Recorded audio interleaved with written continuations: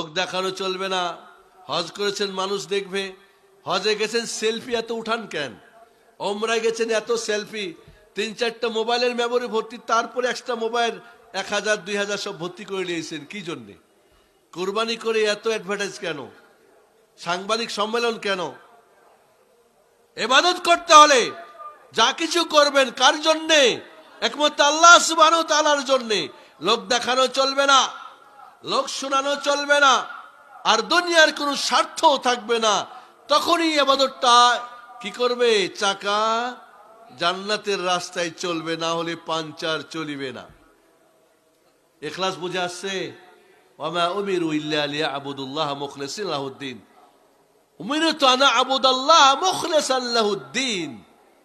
একমাত্র আল্লাহর জন্য হতে হবে।